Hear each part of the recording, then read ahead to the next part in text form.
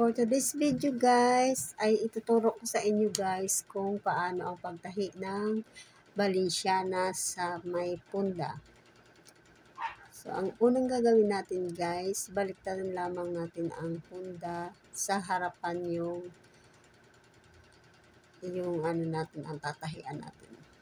Tatahian lang natin siya guys sa may bandang gilid ng punda ng mga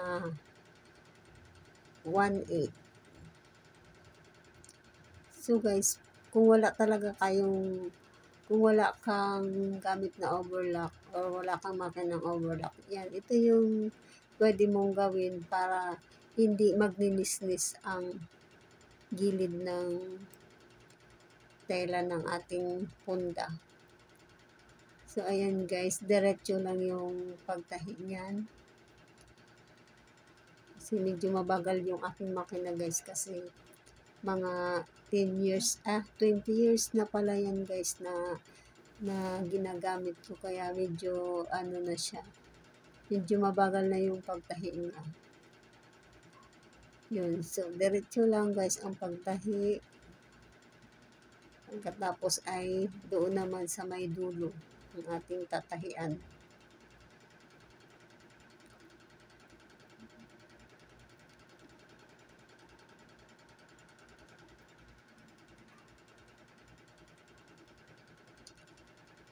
So, ayan guys. Yan, malapit na matapos.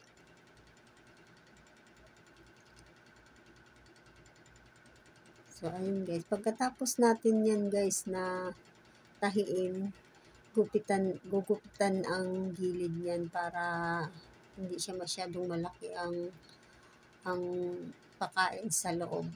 Pag binaliktad natin yan, tatahian natin yan sa loob. Kaya kailangan malinis yung mga gilid niya. Kailangan natin siyang gupitan.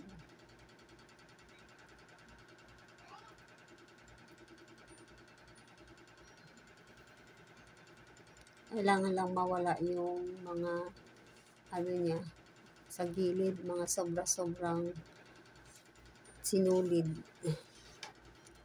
So, ayun guys, natapos nating tahian, ay gupitan, babalik na rin na lang natin to.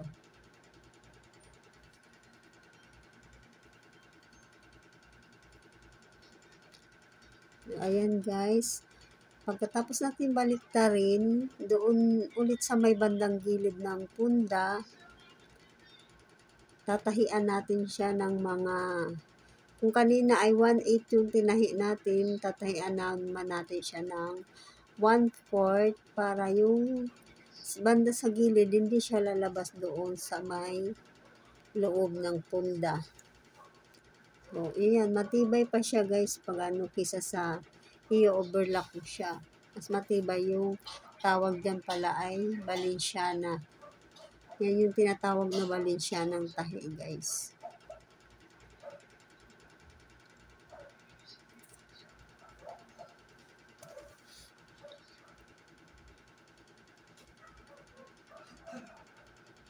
Ayan, kailangan lang talagang ano, yung tela niya sa loob ay hindi makikita pag binaligtad mo na yung punda.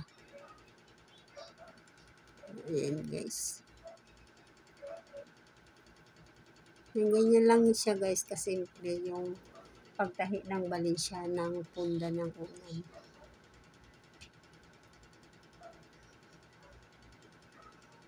So, ayan guys, babaliktarin ko na siya. Yan, kung makikita niyo yung gilid guys, hindi siya nakita yung tahi doon sa may loob ng punda. Ayan guys, yan. Ayan. Yun lang guys, mabilis lang guys na pagtahi ng punda na Balenciana ang gagawin natin. So, ayan, tinupian ko na siya sa may dulo ng kanyang punda.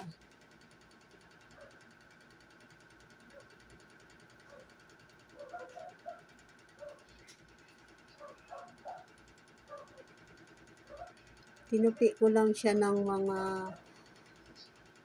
2 inches kasi mahaba naman yung tela niya.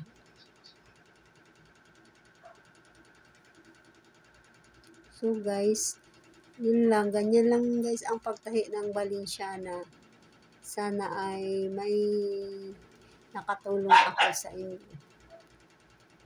Sa susunod ulit guys na tutorial ko sa pagtahi, abangan nyo lang guys. Maraming salamat po sa mga nanood ng aking tutorial.